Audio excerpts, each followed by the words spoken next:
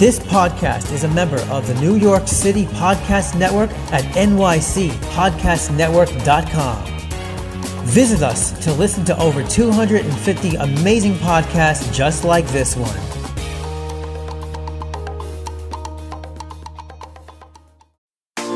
Japanese street style is some of the cutest and trendiest clothing in the world. Introducing Cherry Goddess Women's Clothing and Accessories, the hottest original and cute clothing company. We offer tops, clothes, accessories, shoes, dresses and skirts, and comfortable homeware that we guarantee you will love. Cherry Goddess Women's Clothing, super cute Japanese style clothing.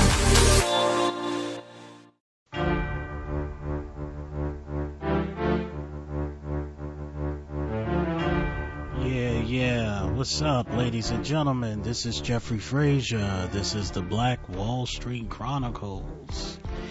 How you guys doing tonight? Tonight we're going to be talking about PTSD, post-traumatic stress syndrome.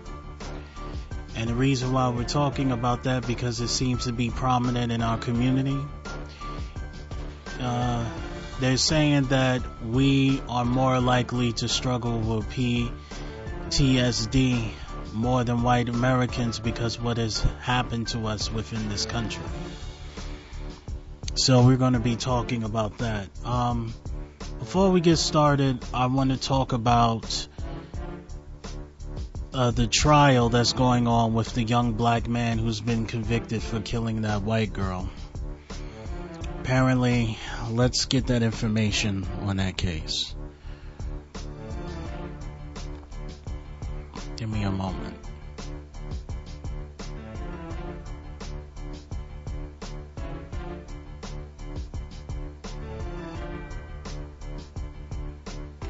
Yeah, just so you know, I got that new Mortal Kombat 11, y'all. I'm excited about that. That's going to be amazing. So...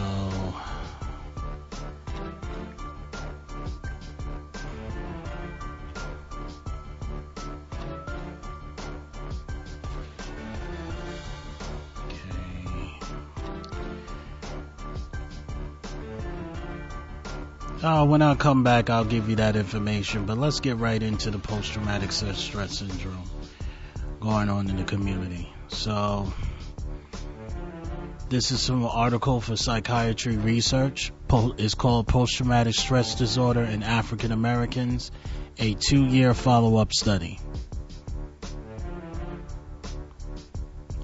Few studies have examined the relationship between post-traumatic stress disorder and racial group states, and the limited research that has been conducted has produced mixed findings. There is some evidence to suggest that African Americans may experience higher rates of PTSD than individuals from racial ethnic groups. For example, a study using data from the National Epidemiologic Survey on Alcohol and Related Conditions found that African Americans had significantly higher lifetime prevalent rates of PTSD than whites, and that the risk for developing PTSD was 1.2 times higher amongst African Americans compared to whites, after adjusting for characteristics of trauma. While comparative studies can provide group estimates of risk, within group studies can provide important information with regard to factors related to illness among members of a specific demographic. Several studies have examined the factors associated with racial differences for PTSD, combining two epidemiologic surgeries. The National Survey of American Life reported that the increased risk for African Americans developing PTSD in comparison to whites was attributable, at least in part, to increased exposure to major trauma such as crime.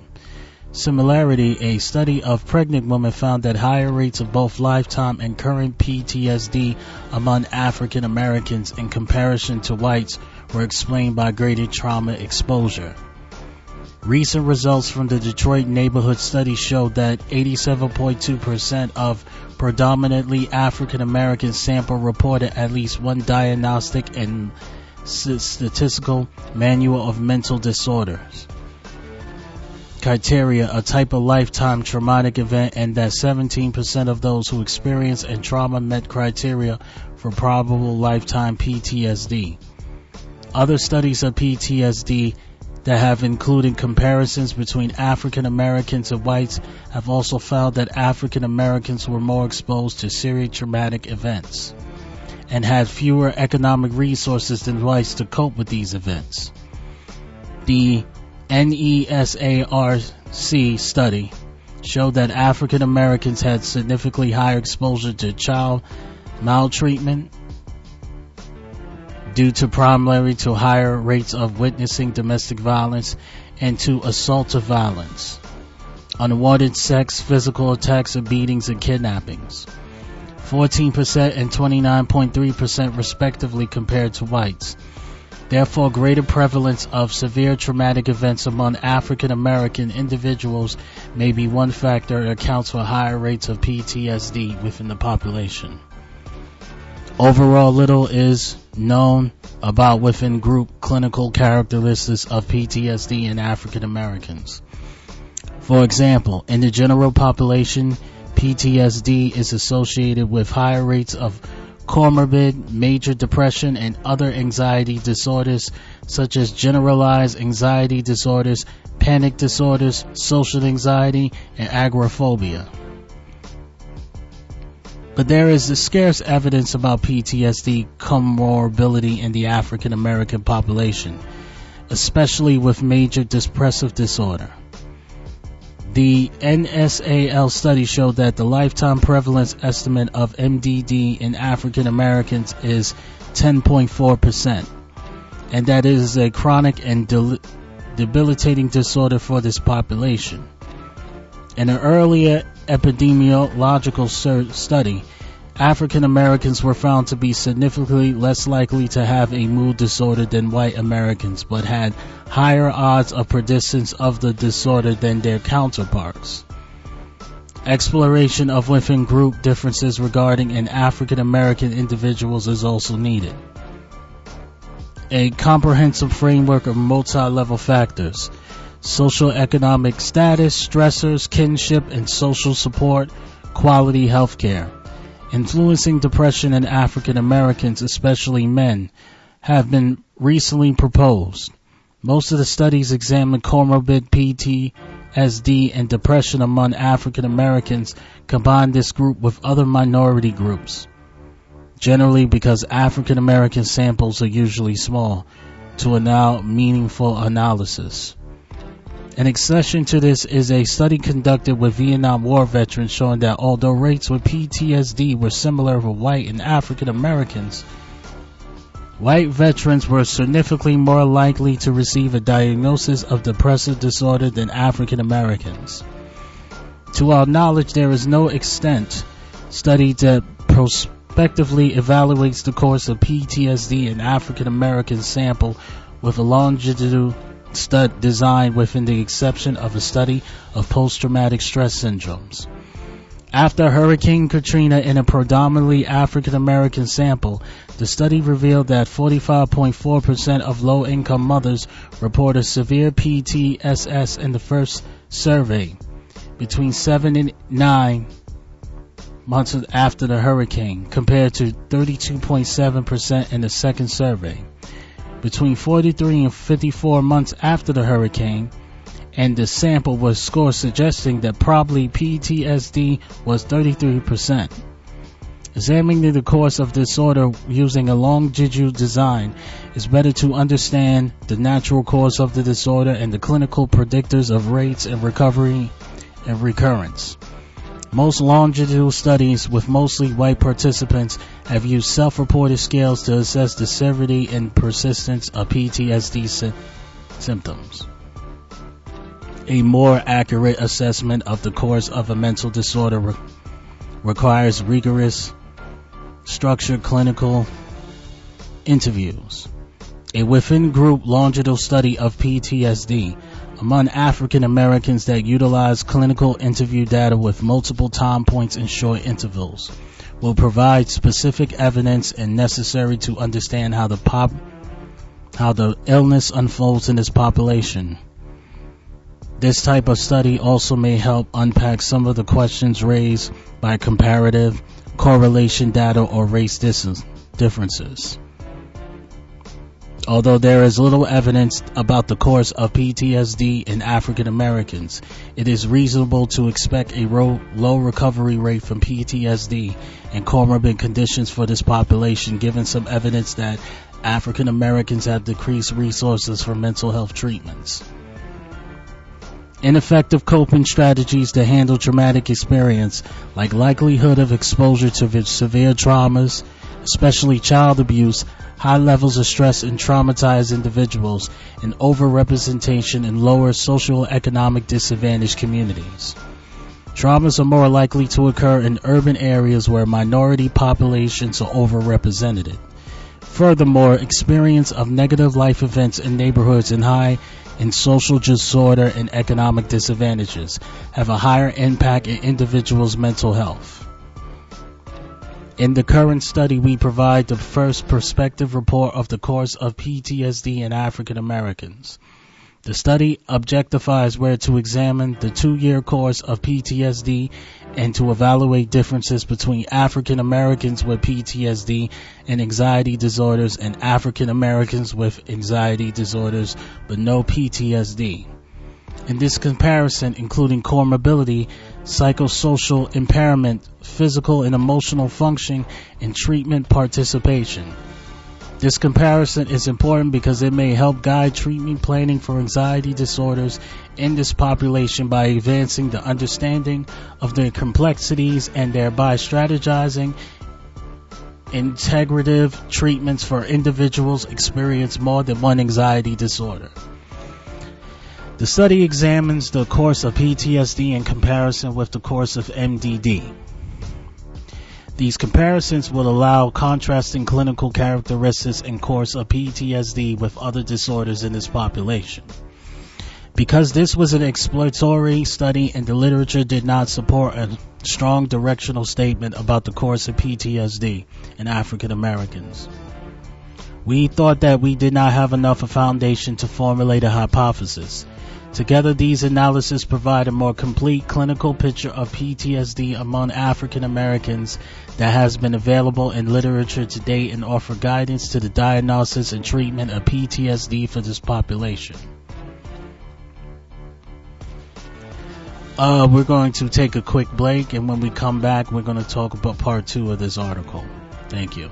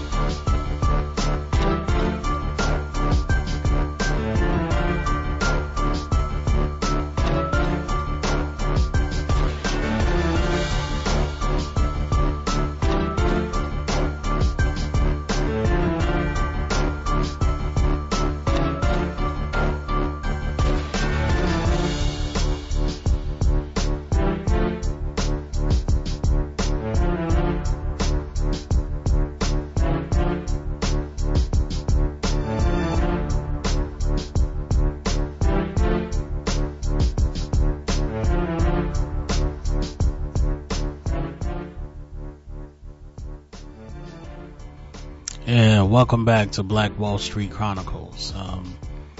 This is part 2 of the article I was reading earlier called Psychiatry Research, Offer Manuscript.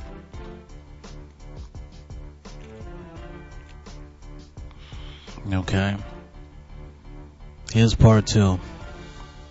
This part 2 of this article is going to show the method on how they're examining PTSD in the African American community.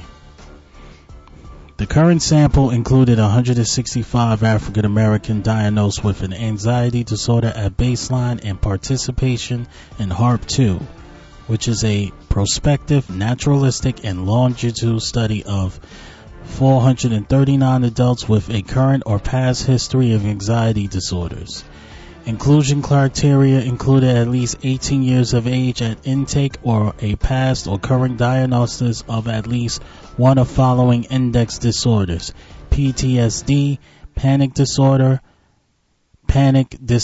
with agoraphobia, agoraphobia without history of panic disorder, generalized anxiety disorder or social anxiety disorder.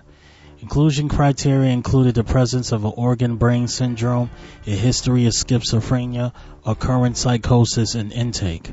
Participants were recruited via referral by local mental providers. Advertisement in newspapers, internet postings, and on mass transportation. Potential participants were first briefly screened over the telephone.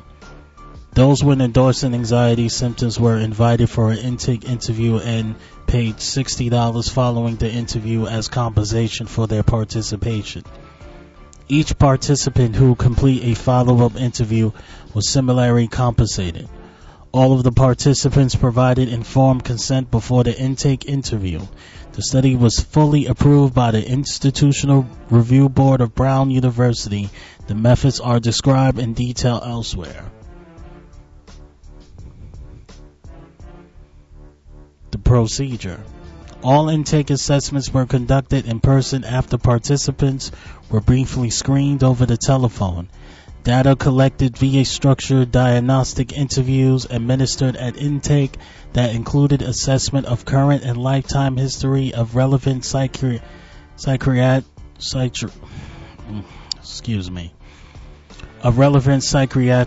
conditions, including the structured clinical interview of DSM-IV Axis 1 disorders non-patient version. Traumatic events at baseline were assessed using a revised version of the trauma assessment for adults. Participants were asked about the lifetime traumatic events to identify their most stressful trauma. PTSD symptoms were assessed in response to that event with the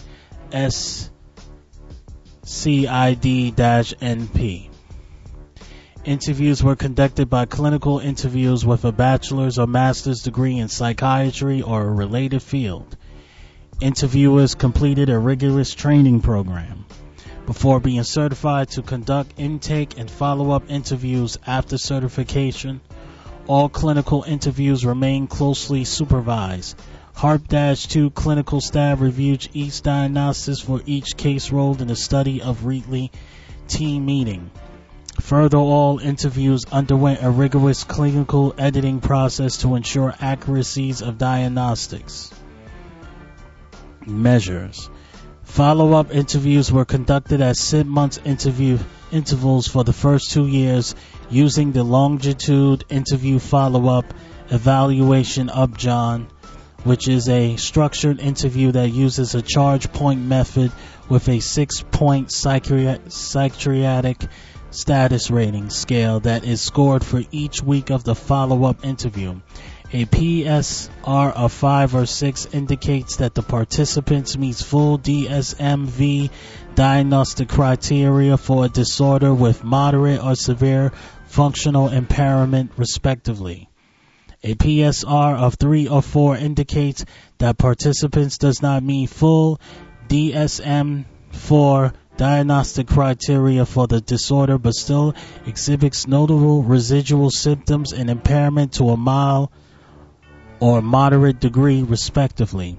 A PSR of 1 or 2 indicates that the participant is either completely without symptoms of the disorder or experience a negligible number of symptoms on the occasional and transition basis, i.e. full recovery. The Life Up employs a change point method to anchor participants' reports of symptom levels to relevant life events such as birthdays, holidays, etc., resulting in weekly ratings of psychiatric symptom severity, inter-rater ratability, and long-term testless relatability for the Life Up PSR rating has been found to be a good to excellent for all anxiety disorders. A major depressive disorder is also used to collectively monthly information on functioning in a variety of areas including family, relationships, role functioning, life satisfaction, global social adjustment, and global assessment of functioning. With good inter-rater relatability for those items with intra-class correlation coefficients ranging from 0.59 to 0.91 in a paper exploring the long-term interracial relatability of the Life Up and HARP 1 study, which employed the same rater training and fidelity monitoring procedures as the current study. The intra-class correlation coefficients was good to excellent across disorders as well as across different raters over time. The present study recovery was defined as a period of 8 consecutive weeks at a PSR of 1 or 2, being virtually asymptomatic for 2 months. This definition of recovery has been widely used in longitudinal studies examining the course of PTSD, other anxiety and mood disorders, and personality disorders. Life Up psychological functioning was used to collect monthly information on functioning in a variety of areas. Participants were asked about overall degree of satisfaction in areas such as employment, schoolwork, household activities, relationships with friends and families, and recreation. Global social adjustment was the examiner's ratings of participants functioning in these areas. Both ratings refer to the month prior to intake assessment. This measure has good inter-rater relatability for terms with intra-class correlation coefficients ranging from 0.59 to 0.91. Intra-class correlation coefficients were found to be good to excellent across disorders, as well as across different raters over time in a study HARP 1 cohort, which employed the same rater training and fidelity monitoring procedures as the current study. The RAND 36 Item Health Survey. The RAND 36 Item Health Survey was used to assess functional status. This is a self-report measure that assesses physical functioning, bodily pain, role limitation due to physical and mental health concerns, general mental health, social functioning, energy, fatigue, and general health perceptions. All items were scored so that the lowest and highest possible scores are set at 0 and 100 respectively. Items in the same domain are averaged together to create the 8 scale scores. These domains were combined into 2 component scales, the mental component summary and the physical component summary, reported in C scores to facilitate comparison with national norms. Relatability and validity of the instrument is well established. Cronbach's alpha for the different domains is ranging from 0.78 to 0.90. For the current sane, Cronbach alpha for the domains range from 0.63 to 0.93. The 0.63 represents social functioning and the 0.93 represents physical functioning, with a mean alpha of 0.83 across all domains, indicating good relatability for this measure in the African American sample. Psychiatric and physical disability status along with sources of financial report. i.e. disability payments, which assessed with the HARP-2 intake democratic questionnaire created for the HARP project. Psychosocial treatment status, including lifetime history of treatment utilization and psychiatric hospitalizations, was measured on the types of treatment, form, and interview administered from design from the HARP study. Suicide history was assessed using the Life Suicide History Assessment. We're going to take a break, and when we come back, I'm going to give you the statistical analysis and then the results. And after the results, I'm going to tell you what's going to be the agenda for the next show.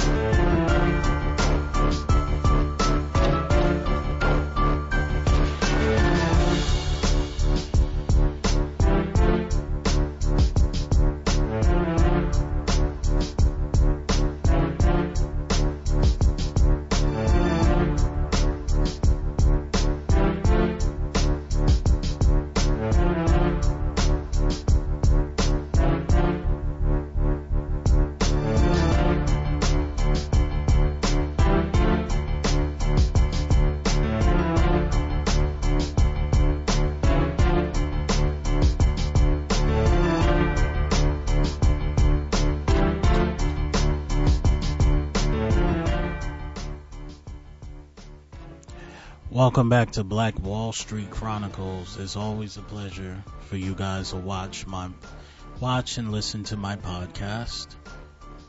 So, before I finish the statistical analysis of this report and the statistical analysis and the results of the report, the reason why I wanted to talk about the PTSD situation in our community, because we have a mental disability issue within our community and we don't talk about it. And the reason why we don't talk about it, because we always want to show strength from, we want to show this system, this unjust system, that we're strong all the time. And because of that, we are not talking about the issues and the mental disabilities that we face, and causes situations where, you have crabs in a barrel within our own community that want to kill each other because of the issues that we have inside that we have to talk about. So, I'm going to finish the statistical analysis, and we're going to talk about the results of this experiment they did with African Americans, that 439 African Americans that have PTSD, and we're gonna end the show. So let's get to it. So here's the statistical analysis. Descriptive statistics were calculated for the participants with and without PTSD. Chi-square analysis for categorical variables and two-tailed independent t-tests for continuous variables were calculated to compare both groups of demographic, clinical, and functioning variables. Effect sizes are reported as Kramer V for chi-square analysis, R for t-test, large for both measures of effect size. All analyses were conducted with SPSS 16.0 longitudinal data was analyzed using standard survival analysis techniques. Captain Mayer life tables were constructed for time to recovery analysis. Data for participants who were lost to follow-up were censored. Results. Okay, here's the results of their experiments. Demographic and clinical characteristics. Of the 165 African Americans in HARP 2, 67 were diagnosed with PTSD, which is 40.6%. At intake, the study sample had a mean age of 41 to 111. 97 was single. 41.54.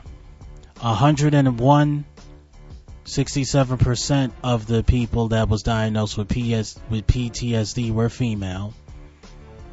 97% were single, separated, or divorced. 89% had at least some college education. 53% had at least some college education. And 118 were unemployed, and 108 had an annual income of less than $20,000. This is interesting. So, majority of the people who had PTSD were female. 53% had some college education. 71% were unemployed, and 65% had an annual income of less than $20,000. So the majority of the people out of this study that had PTSD was female, and they was unemployed. And they had an annual income less than $20,000. This is interesting. Table 1 compares demographic characteristics between participants with PTSD and those with anxiety disorders but no PTSD. Demographic differences were found except that African Americans with PTSD were more likely to have physical and psychiatric disabilities than individuals without PTSD.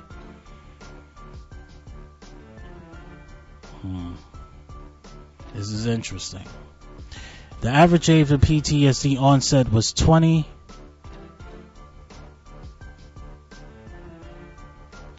years old. The duration of the PTSD in years had a mean of 23. 63 participants reported that their first PTSD episode, no prior history, remained current.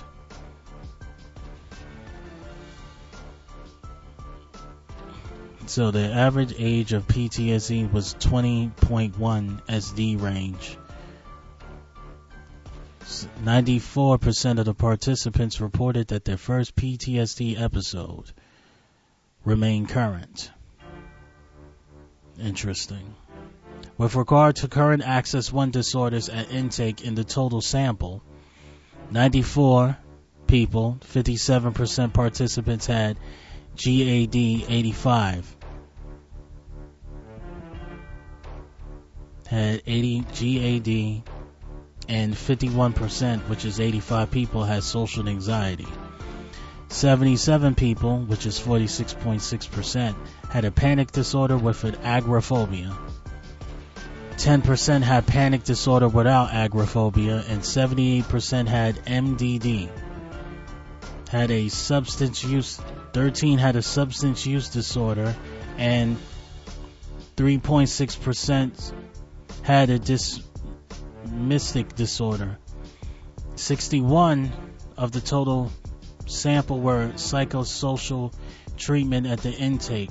46% had a history of suicide attempts, and 36.4% had a history of psychiatric hospitalizations. So let's run this back.